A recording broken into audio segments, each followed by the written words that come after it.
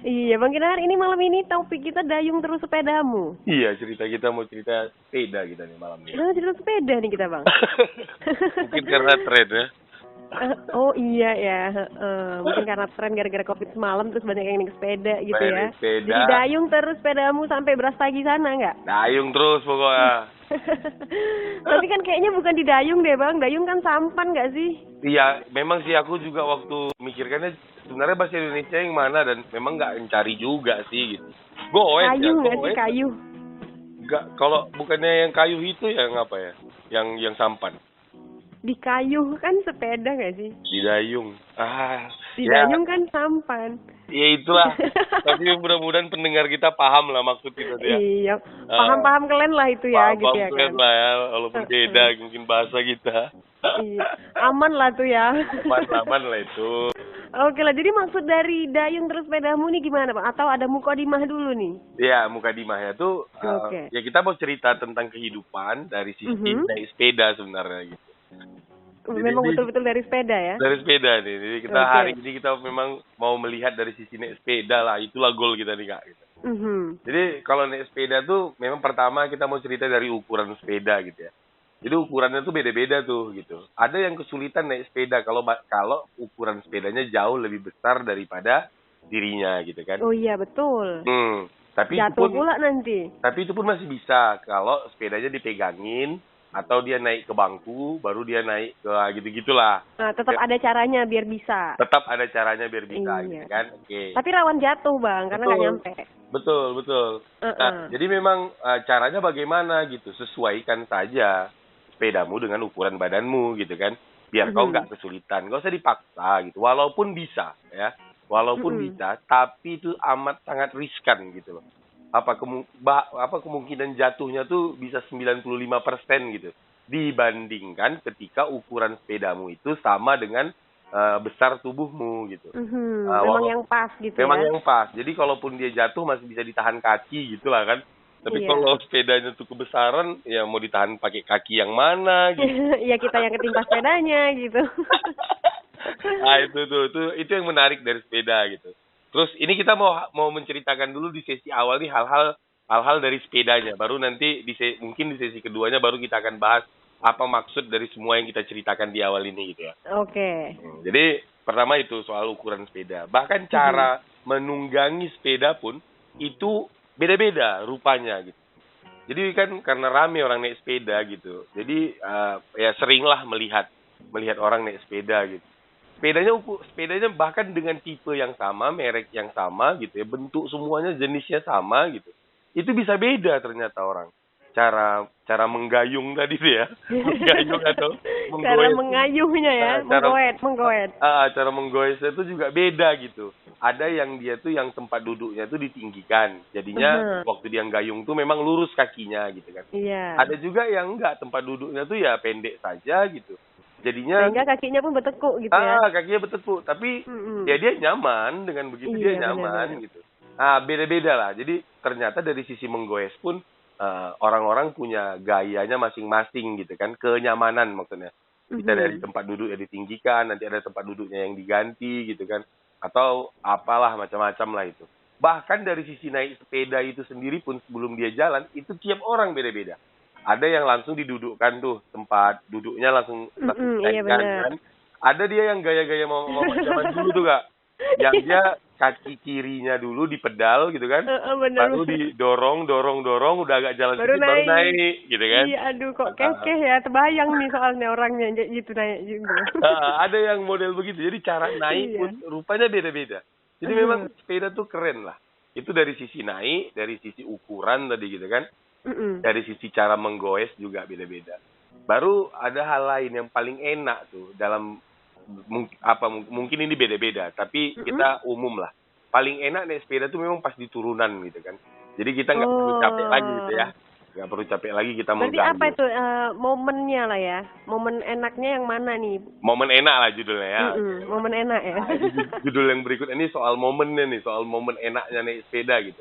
Ada yang turun tadi tuh, ada yang turunan tuh yang enak karena nggak perlu gayung lagi gitu kan. Memang kayaknya nggak ada yang suka pas tanjakan, Bang. Capek kali kita goetnya. Ya memang kayaknya yang suka tanjakan ini yang sepeda aliran sepeda gunung gitu ya. Oh yang iya dia kali naik ya. gunung gitu-gitu lah ya. Itu Nah, juga kayak dalam hatinya pun kepaksa, lah iya, apa sebenarnya kamu. mungkin dia juga nggak pengen gitu. Cuman karena Iya. memang medanku begini ya mau nggak mau gitu kan. Iya benar benar benar. Tapi memang orang lebih suka turunan lah. Jadi dia hanya tinggal menjaga keseimbangan saja gitu kan. Habis itu dia tidak perlu capek, udah jalan gitu. Malah Tapi malah bisa jalan dengan nggak usah digoes pun gitu ya. nggak perlu digoes ya, tetap Ada jalan. bantuan alam gitu. Ada bantuan alam. Tapi dengan bahasa lain, eh, kita tidak perlu capek kalau jalan sedang turunan. Gitu kan. Iya benar. Atau pakai kalimat yang lain, ketika jalan turunan, maka kau merasa nyaman gitu. Karena nggak perlu lagi menggoes. Oke, yang paling berat gitu, yang paling berat ini di banyak para sepedaker gitu ya, sepedaker. Sepedaker. Apa namanya kalau player gitu kalau sepeda? Pesepeda. Hah? Pesepeda dong. Pesepeda. Oke. Sepedaker. Oke, kalau dari pesepeda tuh tanjakan ini adalah hal yang oke punya tantangan tapi memang melelahkan gitu kan. Nah, jadi hal yang paling melelahkan ketika naik sepeda yaitu ketika tanjakan. Tapi sadarilah, semakin kita rasa kita lelah dalam menggoes, itu artinya kita sedang dalam posisi tanjakan. Gitu kan? Iya, mau menuju puncak. Mau menuju puncak. Gemilang cahaya. Itu udah lama kali tuh loh. Ya Allah, ya nggak tahu lagi tuh kemana orang-orang tuh. Tapi oke lah. terus hal lain, agar sepeda ini nggak jatuh, gitu kan? Atau bukan sepedanya nggak jatuh, agar kitanya nggak jatuh. Ketika naik sepeda memang di posisi jalan datar, itu mau nggak mau harus terus digoes tuh gitu. Nggak bisa berhenti kita menggoes. Iya. Boleh sih berhenti, tapi sebelum berhenti itu memang harus digoes dulu secepat mungkin. Habis itu oke, bisa istirahat gitu kan. Jadi ukuran istirahat kita itu memang sekuat apa kita menggoes di awalnya gitu. Jangan istirahat aja jatuh mas sepedanya gitu ya kan. Jatuh nggak bisa. Iya, Ada dia yang memang baru 2 kali goes istirahat, 2 kali goes istirahat. Ada yang model orang begitu gitu kan. Yang nggak apa-apa juga, yang model begitu. Ada juga yang modelnya ketika di jalan datar itu goes dulu sekencang mungkin. Habis itu udah nyantai gitu kan. Bisa lepas tangan dan lain-lain lah gitu. Udah jadi banyak freestyle-nya gitu ya. Udah banyak freestyle-nya. Tapi memang hal menarik dari situ, sejauh apa kau istirahat itu tergantung sebanyak apa kau menggoes sebelumnya gitu kan.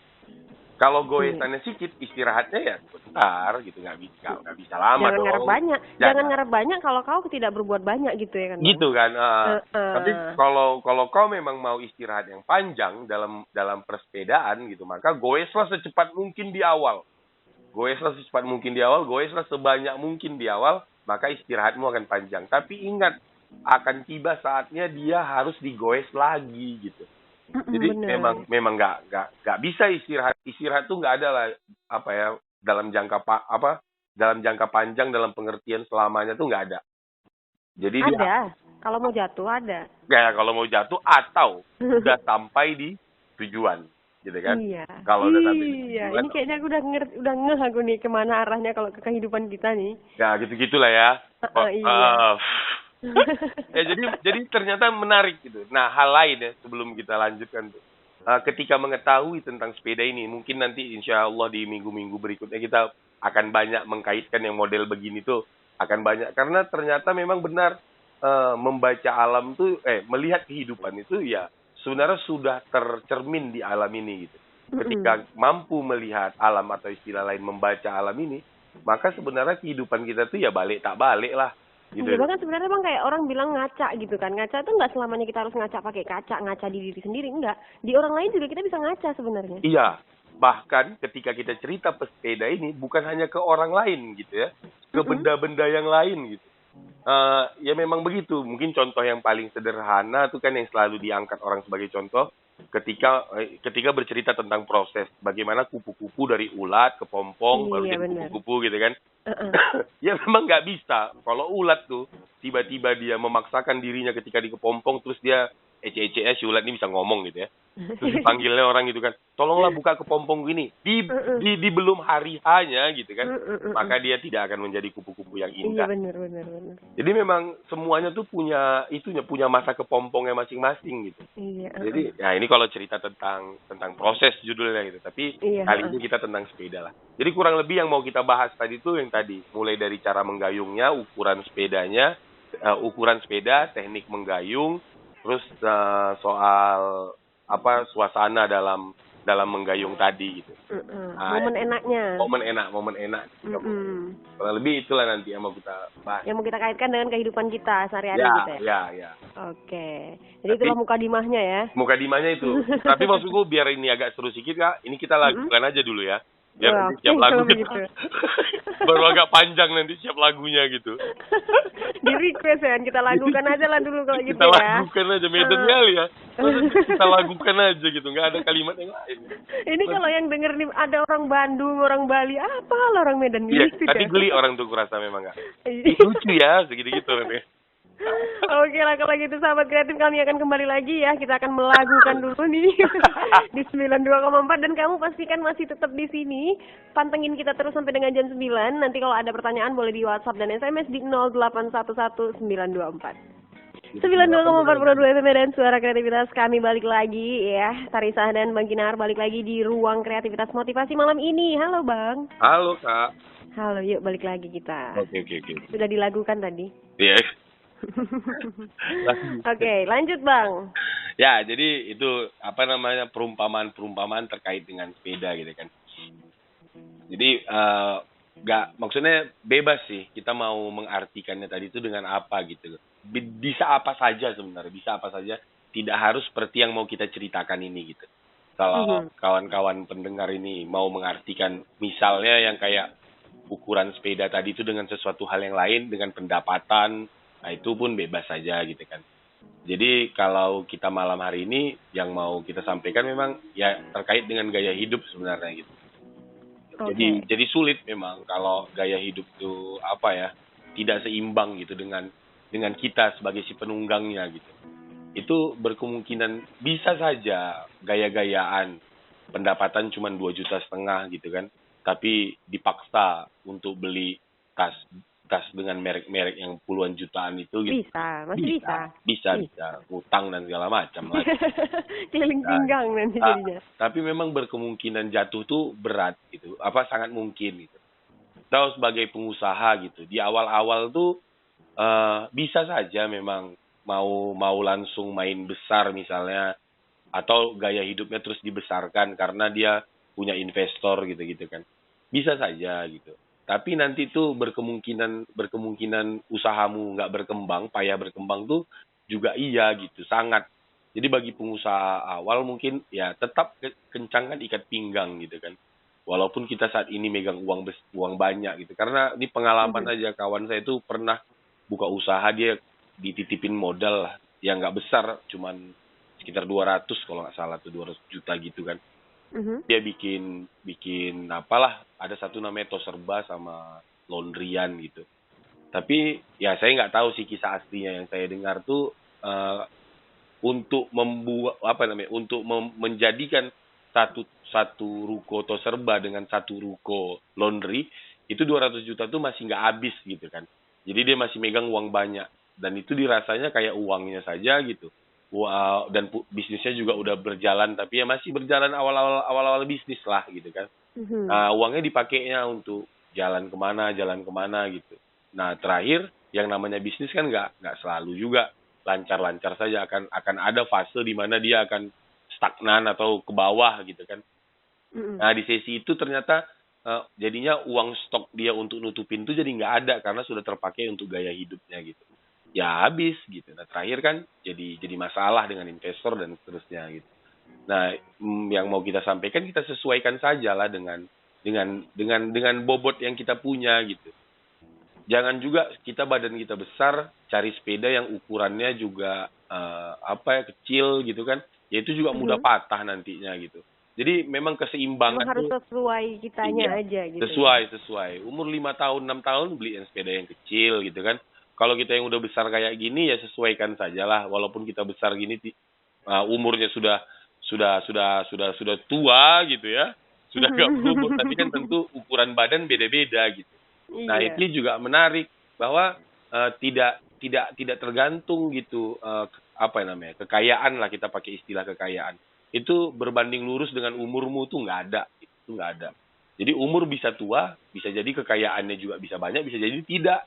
Atau Iya yang benar. begitu pula yang muda gitu. Muda belum tentu tak punya uang, bisa jadi juga uangnya sangat banyak gitu kan. Jadi menarik memang melihat sesama, misalnya sama-sama tamat SMA terus bikin komunitas sepeda, itu juga ukuran sepedanya beda-beda gitu.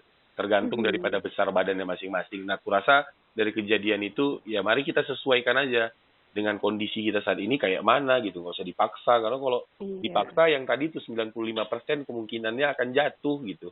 Dan itu Jangan paksakan kali untuk sama-sama orang lain gitu iya, ya. nggak usah paksakan kali. Misalnya sepeda itu bagus ya gitu kan, yang kayak gitu gitu. Ya kita nggak perlu lah.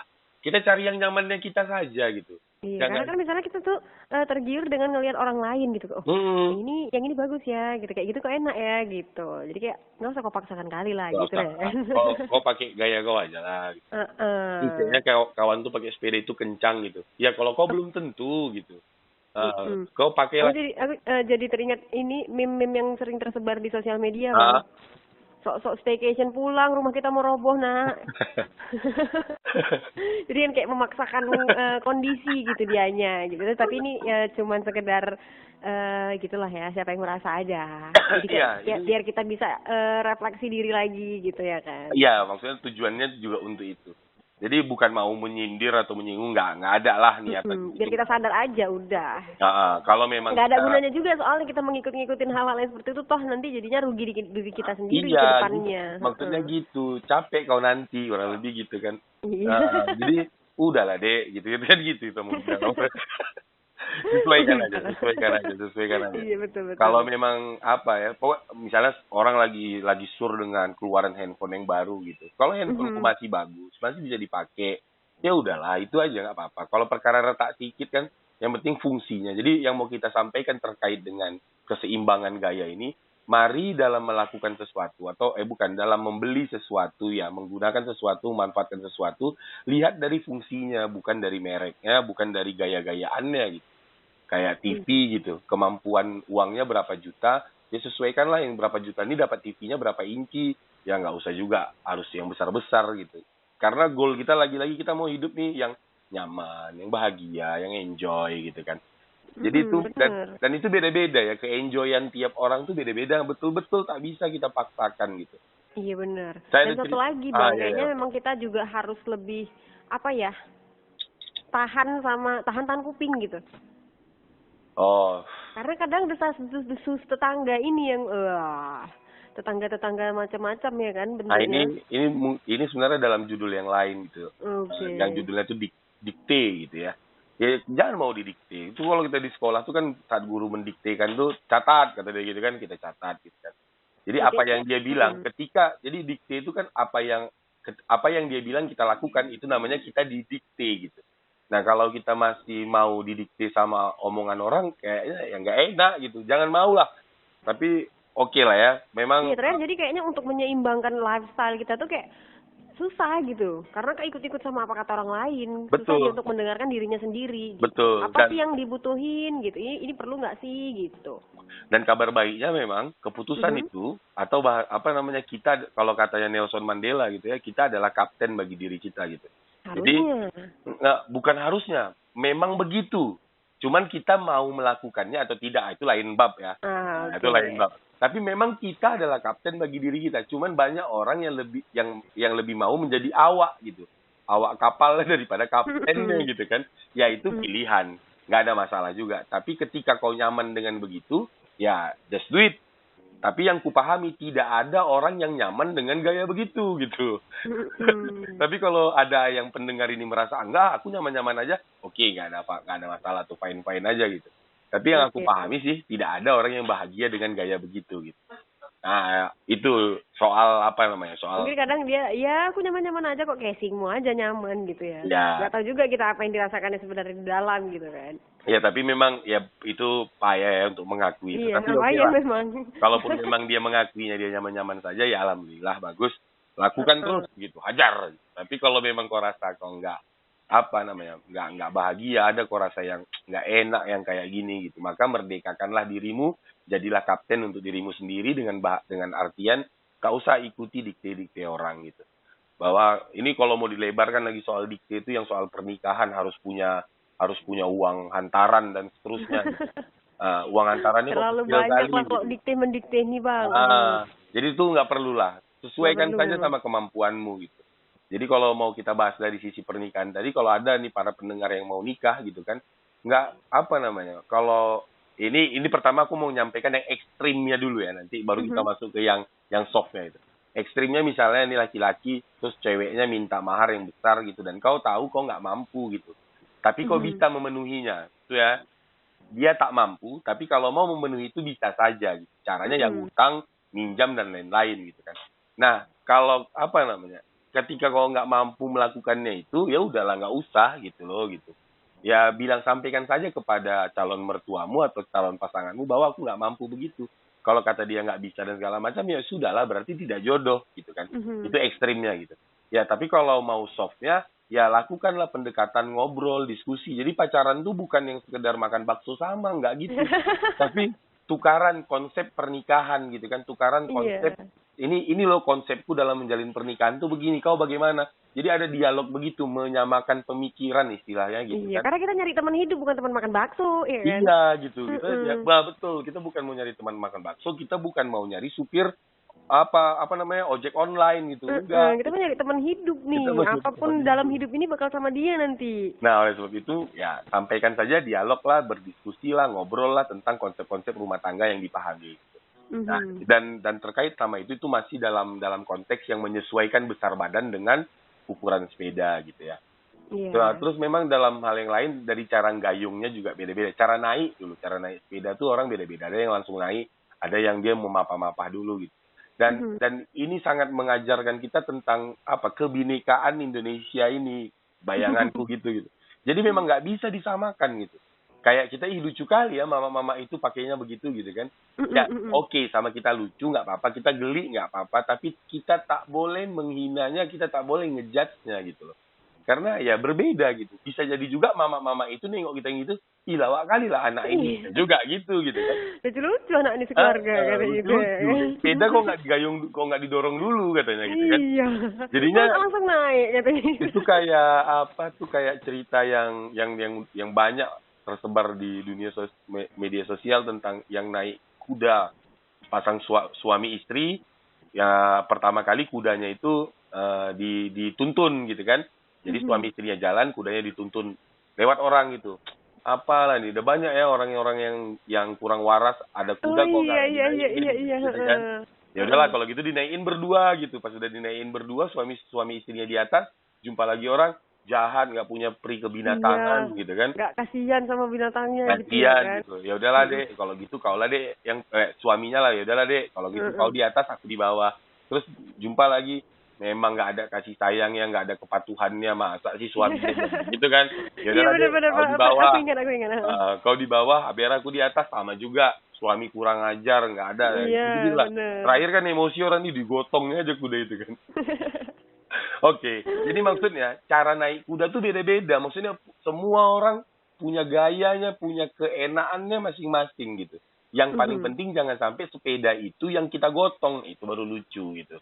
Nah, kalau dia masih dengan gaya dia dorong, oke, dia langsung naik, oke. Yang penting tetap dinaikin dan tetap sama-sama jalan gitu ya. Betul, jangan sampai digotong itu aja. Dan dalam menjalani hidup ini juga ternyata orang beda-beda juga gitu tiap orang gitu. Betul-betul beda.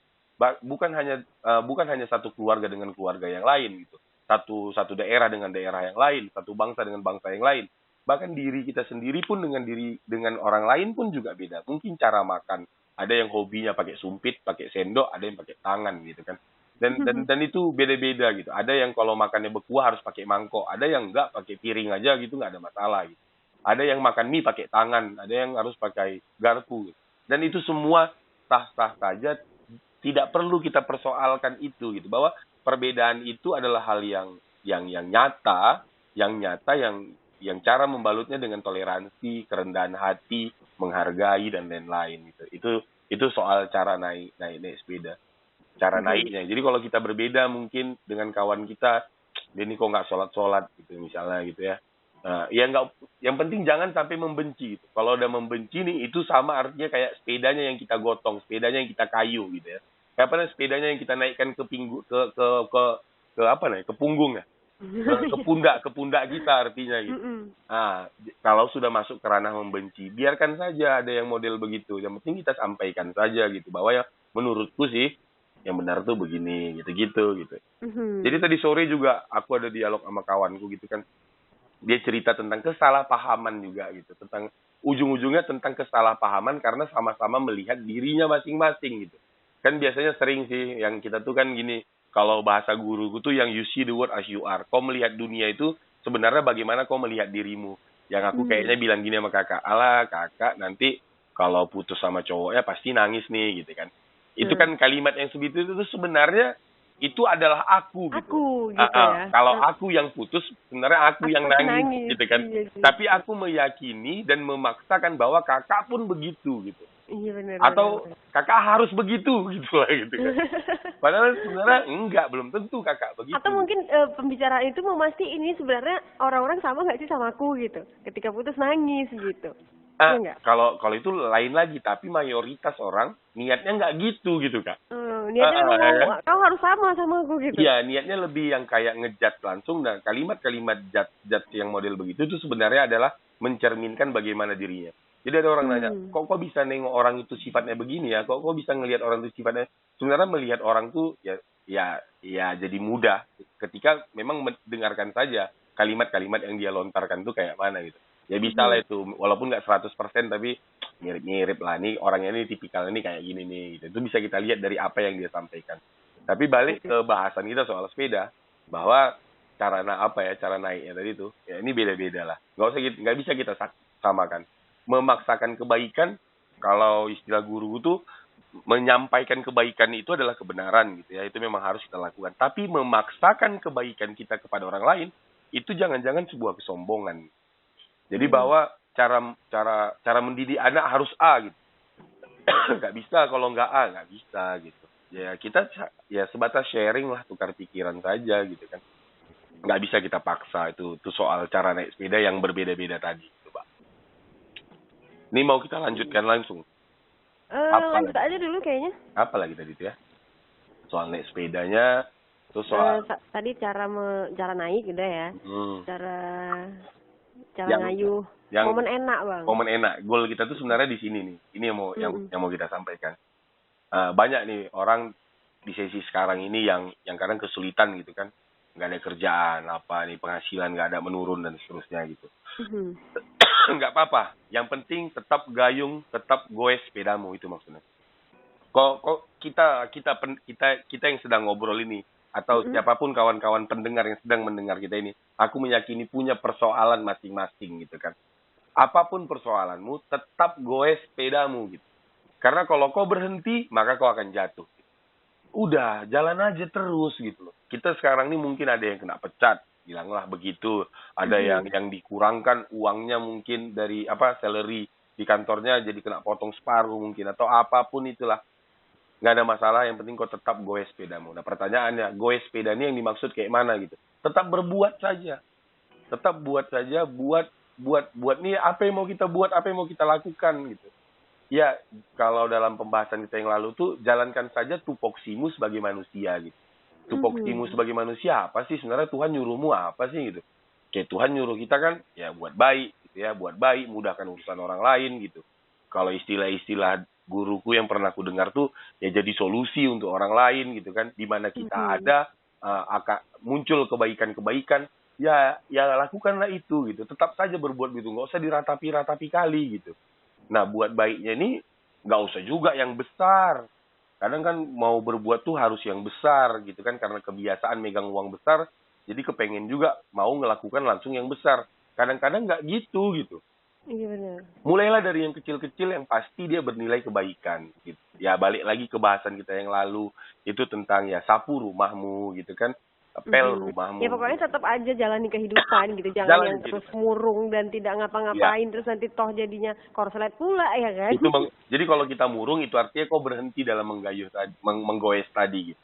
Jatuh kok nanti gitu. Iya, korslet pula takutnya juga. Iya, konslet ini ya jatuh itu kan. Lama-lama dia yang offside dia. Es banyak tuh stroke. Apa Terus, ya? Apa sih? Oh, stres, stroke. strip gitu kan jadinya kan. Jadi tit, jadi udah strip aja. Iya, titik dia. Iya. Nggak koma lagi, udah titik. Nggak koma, dia udah titik. Nah, oleh sebab itu gayung aja terus, goes aja terus gitu. Berbuat saja terus gitu. Apapun itu yang penting gerak, bangun pagi, habis itu entah ngapain lah. Aku yakin pasti ada yang mau kita kerjakan gitu. Tapi memang kadang kita kan memang butuh waktu apa ya namanya healing lah. Mungkin kalau lagi kayak gitu bisa lah 1, 2, 3 hari untuk ya udah kayak aku harus istirahat dulu nih gitu, tidak ngapa-ngapain dulu, aku mau healing. Itu gimana Bang? Ya, Bisa, ya. boleh? Iya, ini terkait sama yang tadi tuh. Boleh kok healing, tapi sebelum kok healing tuh kok sudah berbuat seberapa banyak gitu. Yang kayak tadi tuh, sepeda ini boleh saja kita istirahat dalam menggoesnya, tapi sebelum itu kan harus kita pastikan goesan kita banyak gitu loh. Banyak dan kencang, boleh lah istirahat tuh gitu kan. Boleh lah dulu merenung gitu. Oke lah, jadi tidak menggoes ini dalam pengertian yang me time-nya, yang healingnya, yang merenungnya, yang gitu-gitulah gitu kan. Tapi memang nggak bisa lama ini, tergantung sebelum ini kau bagaimana gitu goesnya gitu. Jadi kalau kita mau lama-lama merenung, meratapi, sedangkan sebelum ini juga ya kita bilang mungkin dari sisi penghasilannya juga ya minim, nggak bisa lama-lama gitu. Iya benar. Tapi kalau memang kau punya tabungannya miliaran, triliunan, nggak apa-apa, healingnya 8 kelamaan turunan, 8 gitu. tanjakan nggak habis gitu ya. Nggak apa-apa gitu. Jadi tuh memang dia sepedanya tuh udah pakai mesin gitu kan. Jadi ya nggak apa-apa, nggak perlu digoes gitu loh. Cuman kan kalau belum pakai sepeda kita belum ada mesinnya gitu kan. Ya boleh istirahat, tapi sesuaikanlah dengan keadaanmu gitu. Jangan lama-lama gitu. Bahkan, Iya benar. kalaupun memang kita dulunya tuh sudah sangat banyak menggoesnya gitu ya, sudah sangat kencang menggoesnya, dan bilanglah kita punya range untuk mengistirahatkan itu sekitar 1 kilo gitu kan. Ya kalau memang bisa dia di 300 meter saja kita istirahat, lalu kita goes lagi, ya goes aja gitu kan. Nggak harus nunggu 1 kilo baru kita goes lagi. Nanti berat. Maksudnya itu akan seperti ngulang dari awal. Ketika goesnya tuh di posisi yang sepeda ini sudah mulai pelan, itu nanti goesnya macam ngulang lagi dari awal gitu. Jadi kan yang enak tuh waktu dia lagi kencang, sekali gayung gitu kan. Kayak yang gitu-gitu tuh yang enak gitu. Jadi tetap ada istirahat, tapi ya tetap juga apa? Iya, jadi kayaknya kita semua juga yang mendengarkan bisa sambil melakukan aktivitas yang lain, kita juga bisa mengkaitkannya dengan kehidupan pribadi ya kan? Iya.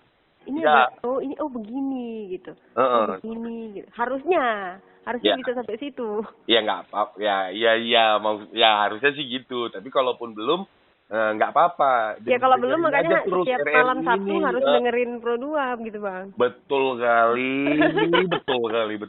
Gitu. Biar kita nggak apa kalau istilah Medan tuh, biar kita nggak kecap-kecapnya berdua gitu kan.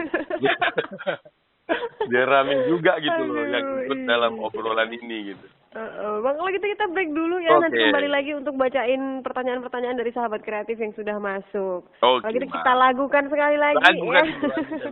Jangan kemana-mana, tetap di Pro 2 FM Medan. Buat yang mau nanya di 0811615924. 92,4 Pro 2 FM Medan balik lagi, masih bersama Tarisa dan Bang Kinahar di ruang kreativitas motivasi malam Sabtu.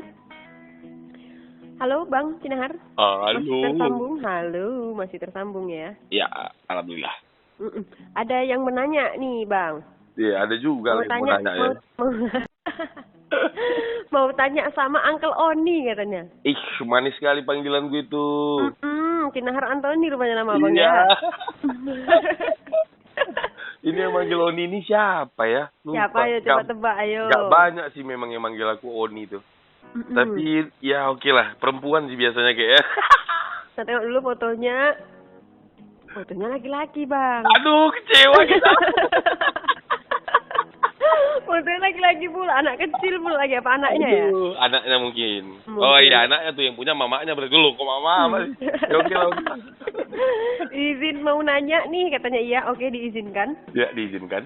Gimana cara menyesuaikan diri dengan lingkungan sekitar yang penuh dengan dikte-dikte itu tadi? Baik itu persoalan adat, pernikahan dan lain-lain, maupun cara pandang mereka yang bervariasi tentang sesuatu, tapi kita tetap bisa diterima oleh mereka dan nggak aneh mereka melihat kita gitu. Ya, itu masalah banyak orang ya. pasti memang aneh kalau kita tidak ikuti dikte dia gitu ya.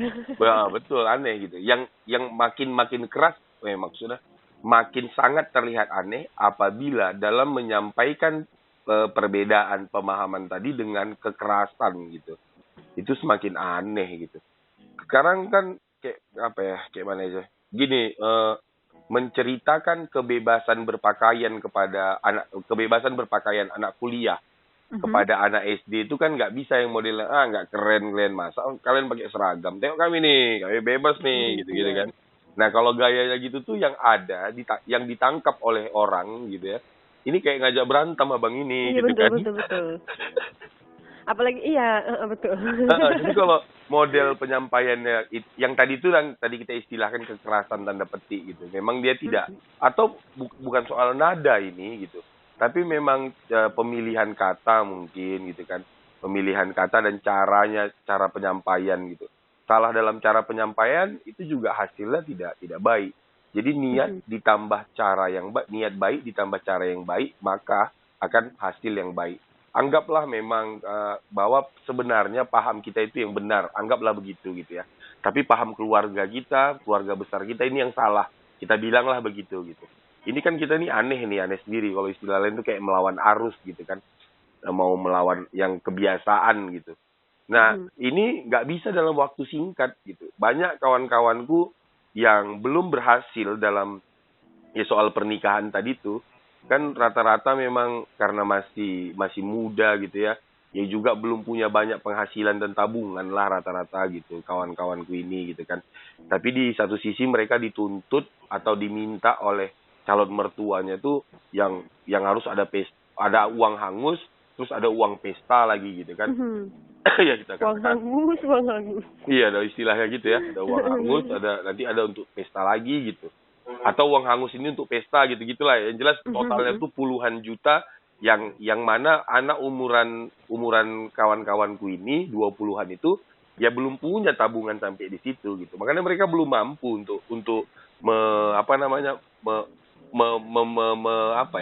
memenuhi permintaan calon mertua tuh belum mampu. Tapi kalau dibilang bisa, mereka tuh semua bisa karena punya kawan juga orang-orang kaya yang bisa dipinjamin uangnya gitu kan. Tapi habis itu udahlah, pas sudah nikah dari pinggang dibayarin tiap bulan. Habis gitu, apalagi waktu di awal-awal pernikahan gitu kan, masih hot-hotnya pernikahan tuh dengan bermesraan dengan istrinya, tapi tiba-tiba ditagih hutang, itu kan suasana indahnya bulan madu bisa hilang kan. Tiba-tiba masuk WA gitu, kapan kau bayar hutangmu gitu kan, itu aduh gitu. Padahal tuh ada sesi yang paling indah sebenarnya di awal-awal itu, tapi itu bisa suasana bulan madu jadi tidak indah gitu. Betul sekali gitu. Nah, jadi bagaimana caranya gitu? Caranya yang pertama, jangan juga yang pertama tuh tidak menggunakan kekerasan seperti contoh yang udah kita sampaikan. Baru yang kedua, menyampaikan itu juga jangan dalam waktu singkat gitu. Misalnya 3 bulan lagi mau nikah, baru 3 bulan lagi kita ceritakan ke orang tua kita, ke keluarga kita, ke keluarga calon mertua. Kalau ini hajab kita nanti gitu. Karena untuk mendudukkan paham itu bukan waktu yang singkat gitu. Kalau istilah kita di generasi emas tuh, mengganti kepala itu mudah, seperti mengganti nomor handphone sebenarnya, tapi itu tidak mudah karena tidak banyak orang yang mau mengganti nomor handphonenya yang udah lama tuh, nggak banyak gitu loh. Nah, apalagi yang udah dipakainya bertahun-tahun nomor itu kan, nanti banyak alasan lah, udah banyak nomor yang dikenal dan seterusnya. Padahal sebenarnya mengganti kepala itu, mengganti cara berpikir itu, mengganti nilai-nilai itu, mengganti pemahaman tentang kebudayaan, tentang adat, itu tuh sangat mudah sebenarnya gitu. Tapi memang tapi tidak banyak yang mau melakukannya, dan yang kedua itu tidak bisa dilakukan dalam waktu yang singkat gitu. Jadi yang perlu kita sampaikan, jadi bagaimana caranya gitu. Mulai dari sekarang, apabila yang tadi manggil Oni tadi tuh belum nikah gitu kan, atau dia punya kawan yang belum nikah, belum terfikir pun dia belum nikah, dari sekarang ini sampaikan gitu. Ceritakan ke orang tua sebenarnya mubazir itu bagaimana gitu kan, kemampuan. Jadi kalau dia punya pacar, ceritakan itu. Makanya kita sampaikan tadi, jangan sekedar makan bakso sama minta antar jemput gitu loh. Tapi diskusi tentang konsep rumah tangga, itu uang hangus tuh kayak mana. Nanti kalau lebaran tahun pertama ke rumah siapa, tahun kedua ke rumah siapa. Terus soal belanja. Ya kan? Iya, nanti uang belanja ini kayak mana? Apakah yang bulanan kah? Atau kau harian? Atau semua uangku kau pegang? Atau kalau kau kerja, uang gaji kau kerja nih, yang perempuannya kerja misalnya, gaji perempuan kau yang kerja itu untukmu atau aku yang pegang, kan banyak ya yang bisa Banyak yang bisa dibahas. dibahas, iya. Karena Namanya ini juga ngomong sehidup semati ya kan Bang ya? nggak ada tuh, aduh, maksudnya apa ya, ya boleh, itu aku sepakat sama kalimat itu, tapi itu jangan sekedar hanya kalimat, tidak ada bentuk aplikatifnya Iya gitu. benar. Jadi yang nggak apa-apa bang, pokoknya semuanya sama abang. Aduh, bagi laki-laki jangan kau percaya itu dengan mudah gitu. Karena nanti waktu nikah tuh berbeda faktanya. Begitu juga sama perempuan gitu ya. Nggak, padahal dek, pokoknya semua untuk mulai hidup mati. Wah, tidak. Rupanya fotokopi itu semua. Iya, itu harus Kita nikah dipastikan. nengok aslinya, walah, Oh, casing awak rupanya. Nah itu harus dipastikan gitu, bang. Aku tuh kalau mandi begini, pakai anduk aku tuh kultaan sini, kalau abang gimana gitu. Ya banyak lah yang bisa kita bahas. Gitu. Tidak hanya sekedar bermesra-mesraan saja, bergandengan tangan, makan es krim berdua. Aduh, enggak ngono gitu. Enggak apa-apa. Maksudnya kita juga bukan mau melarang, tapi memang sebaiknya bukan hanya itu gitu. Iya, bukan hanya, karena masih banyak yang lain yang lebih penting sebenarnya. Iya, karena mau hidup bersama nih. Berdialog lah sama orang-orang yang sudah mengalami duluan gitu. Ambil pelajaran dari situ. Kalau kita lihat pun di kitab suci itu ya, itu Tuhan mau, aku juga nggak tahu sih sebenarnya di agama yang lain itu. Tapi kalau kita mengacunya misalnya kepada Al-Quran, itu Tuhan tuh di dalam Al-Quran tuh juga banyak bercerita tentang sejarah gitu. Bagaimana sejarahnya Fir'aun, banyaklah sejarah di dalam kitab. Bahkan ada yang bilang bahwa Al-Quran itu ya kayak buku sejarah gitu kan. Nah pertanyaannya, kenapa Tuhan menceritakan sejarah itu kepada umat manusia gitu?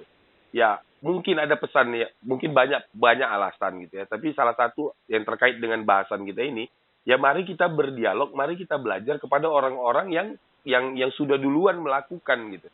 Karena prinsipnya dunia ini yang kupahami, algoritma kehidupan itu salah satunya memang sebenarnya kejadian dunia ini itu saja kok. Itu saja, tidak ada berubah. Tapi kita rasa itu sesuatu hal yang mengerikan. Itu sebenarnya adalah hal yang sudah dialami oleh orang-orang sebelum kita gitu. Sama kita itu hanya hal baru saja gitu. Mungkin misal contoh kayak mau hamil gitu ya. Sama perempuan yang baru hamil itu hal baru, tapi sebenarnya itu hanya pengulangan gitu. Iya benar. Mama atau perempuan sebelum betul. Jadi belajarlah ngidam tuh ada atau enggak sih gitu. Jangan mengatasnamakan yang bang atau pak gitu. Minta carikan mangga muda, ini adiknya nih yang minta. Ini kan penipuan. Ya mau si adik di dalam ya kan, aduh, belum apa-apa udah kena fitnah. Iya gitu. Dia belum bisa bicara loh, ibu gitu kan. Jadi jangan mengatasnamakan yang model begitu. Banyak juga suami yang, oh iya ya gitu, aku pernah nengok tuh di nanti kalau nggak diturutin ini begitu. begini begitu gitu Giler dan segala macam gitu. Enggak, aduh. Ya itu benar. Ya itu yang kurasa perlu kita dialogkan sama orang-orang sebelumnya gitu. Jadi apa ya? Jadi bagaimana caranya, balik ke pertanyaan yang manggil Oni tadi tuh? Ya tadi tuh obrolkan dia dari jauh-jauh hari gitu, dan cara ngobrolkannya bertanya gitu. Ya komunikasinya harus baik lah, udah itu aja ya. Iya. Tapi satu lagi nih Bang, ada dia nanya soalnya. Oke. Katanya ketika terjadi kesalahpahaman orang terhadap kita atau kita dijudge orang gitu ya, yang kita rasa itu nggak benar, terus kita tuh harusnya gimana? Apakah kita klarifikasi biar nggak sembarangan dia ngejudge, apa kita diem aja tapi nyimpen rasa nggak terima dan mengungkit kemana-mana? Kayak udah tahu aku jawabannya. Udah tahu ya Kak? Iya, yang nanya ini pun aku yakin udah tahu juga jawabannya. Biar lebih pasti aja lah Bang. Iya, aku pun meyakini tuh yang nanya tadi tuh ya, itu pun dia udah tahu ya gitu. Kita lawan aja, maksudnya biar agak beda, kita kasih jawaban yang beda. Kalau kau difitnah, kau lawan aja, fitnah balik. Jangan mau berhenti gitu. Jangan kau cuma mau kau aja difitnah. Jadi orang yang memfitnahmu, fitnah balik gitu. Cara memfitnahnya ini yang mau. Bukan fitnah, dijudge. Oh ya, dijudge ya. Oh ya, kalau kau dijudge, jelek gitu kan. Jelek gitu. Ya udah kalau gitu kau judge balik dia gitu. Jangan pun juga gitu. Enggak, belum sampai situ. Belum sampai situ. Ini masih judulnya dulu. Jadi kalau kita kena judge yang mana judge-nya itu memang menyakiti hati kita gitu kan, maka jangan mau terima begitu saja. Judge balik dia gitu. Judge balik ini maksudnya judge lagi dia gitu. Dengan cara yang tadi tuh ya tentu dengan kalimat yang lebih baik gitu ya. Tapi sebelum ku lanjut itu aku mau pindah dulu.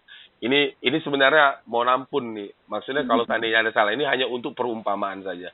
Di kelas Oke. tuh kita ada cerita gini tentang maling kundang nih, Kak. Mhm. Pertanyaannya gini. Maling kundang tuh kakak tahu ya, sejarah maling kundang tahu kan? Mhm. Tahu. Dia jadi apa?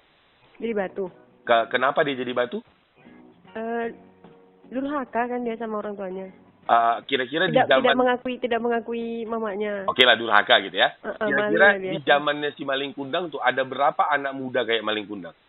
Ya banyak lah. Nggak, Kak, kita pakai angka lah Cece ya, Kak. 100, 200, 300? Wah, nggak tahu lah bang kalau gitu. Enggak, Kira lah rata-rata 100 nih. lah. Bilanglah 100 gitu ya. Bilanglah 100 lah. Dari 100 anak muda seumurannya maling kundang, itu yang bandel kayak maling kundang tuh, apa cuman maling kundang aja atau ada nggak maling kundang yang lain? Yang Ada dia durhaka, pastinya. pasti ada gitu kan. Pastinya ada. Nggak mungkin cuma dari 100 satu orang, kayaknya adalah yang lain gitu. Pertanyaannya, kenapa cuma maling kundang yang jadi batu? Kenapa yang durhaka yang lain tidak jadi batu? Ayo lo. Padahal yang lainnya juga durhaka gitu. Durhaka ini teknisnya macam-macam ya, tapi goalnya Iya. durhaka, melawan sama orang tua. Iya. Tapi kenapa cuma maling kundang yang jadi batu? Jawabannya sebenarnya Jawabannya? bukan soal kedurhakaan maling kundang. Lalu? Jadi ini apa? Ya apa namanya ini? Lagi-lagi kalau bagi guru sejarah aku mau izin betul. Ini hanya untuk contoh ya. Jadi ini kayak kesalahan dalam penyampaian sejarah nih sih. Atau jangan gitulah kalimatnya. Ini maksudnya belajar sejarah tapi juga untuk menyampaikan pesan kehidupan. Jadi dalam pelajaran banyak ya. Ini lagi lompat lagi ceritanya. Pelajaran di sekolah tuh yang hanya menyampaikan pelajaran tapi kita nggak tahu kegunaan dari pelajaran ini apa gitu. Oke, jangan durhaka. Oke lah, tapi kan pertanyaannya kalau kita mau kritis, banyak loh yang durhaka, tapi kenapa cuma maling kundang gitu? Ya salahnya sebenarnya bukan di maling kundangnya saja gitu, tapi di mamaknya juga. Kenapa mamaknya ngomongnya kukutuk kau jadi batu gitu? Jadi kan judge-nya si maling kundang dalam bentuk kedurhakaan tadi, itu dibalas mamaknya ngejudge balik, tapi dalam bentuk yang kutuk kau jadi batu gitu. Ya jadi batu gitu jadinya. Iya, Gitu. mama yang lain nggak sampai ngutuk Enggak. gitu ya. Mama yang lain ngejudge-nya nggak begitu gitu. Ini banyak Iya, contoh. betul, Contoh betul. yang paling sederhana tuh yang aku yakin tahu semua slang. Slang nih punya manajer tuh namanya Bunda. Bunda nih mamanya si Kakak kalau nggak salah, Kakak atau Bim Bim gitulah. Pokoknya mama salah satu personil mereka. Ini mereka ini kan pemakai narkoba sebenarnya semua. Jadi kalau mau dibilang menggunakan narkoba membuat orang tuanya kesal, ya itu juga bentuk kedurhakaan gitu ya. Bentuk kedurhakaan juga. Tapi yang dilakukan oleh Bunda Slang ini mendoakannya. Jadi dia ngejudge-nya itu dengan mendoakan anak-anaknya itu. Ya Allah, anakku ini anak baik. Ya Allah, anakku ini anak baik. Dan macam-macam lah gitu. Kalian anak baik, kalian berhenti narkoba. Begitulah yang selalu dilakukan Bundanya. Nah, kalimat judge kebaikan ini membuat mereka berhenti menjadi narkoba gitu. Terus kalau mau dilihat lagi tuh Yusuf Mansur, saya kemarin tuh pernah jumpa, maksudnya ngelihat dia nyampaikan presentasi, dia bercerita tentang kehidupan dia juga begitu gitu. Yang mana dia juga sempat sampai masuk penjara gitu kan. Lagi-lagi karena judge dari mamanya gitu, yang selalu ngejudge anakku nih baik gitu. Terus mendiang Ustadz Jeffrey. Dan aku meyakini banyak orang yang begitu gitu. Guruku tuh pernah cerita, jadi kalau sama anak tuh ya sebandel apapun anak, kalimat kita jaga, nih anak betuah nih gitu. Ya gitu, ngejudge-nya tuh gitu. Jadi balas judge mereka itu dengan kebaikan pula gitu. Jangan kita stop saja ya. Nah, jadi kalau kita disakiti di judge tuh apa yang harus kita lakukan? Ya tadi tuh, balas dengan judge kebaikan sama mereka gitu. Insya Allah hasilnya baik. Oke, berarti udah jelas ya untuk yang bertanya sama Uncle Oni. Ini berhubung kita juga sudah melewati batas waktu, Uncle Oni. Oh iya. Iya, thank you buat malam ini ya, Bang. Semoga bisa bermanfaat bagi kita semua yang mendengarkan. Makasih banyak, Kak. Jadi jangan lupa untuk tetap dayung sepedamu ya, Dayung Bang. sepedamu. Kak, ini aku izin kali, Kak. Apa Gini, itu? ketika kau ngerasa bahwa hidupmu aman-aman saja, hati-hati, jangan-jangan kau sedang mengalami di posisi yang sepeda sedang dalam penurunan, dalam pengertian penurunan kualitas hidup gitu. Tapi kalau kau rasa sekarang hidupmu ini berat, yakinlah kau sedang mendaki ke puncak. Jadi kualitas hidupmu itu sebenarnya sedang naik. Jangan pernah berhenti mendayung saja terus seberat apapun, karena sekarang kehidupanmu sedang menuju puncak. Tetap terus mendayung. Keren. Closing statement dari Bang Kinahar keren sekali malam ini, sahabat kreatif ya. Oke. Thank you buat Bang Kinahar ya. Ketemu di lain kesempatan ya Siap, Bang. siap, Sehat-sehat siap. terus, sukses terus. Masih sama-sama. Oke, wassalamualaikum. Waalaikumsalam.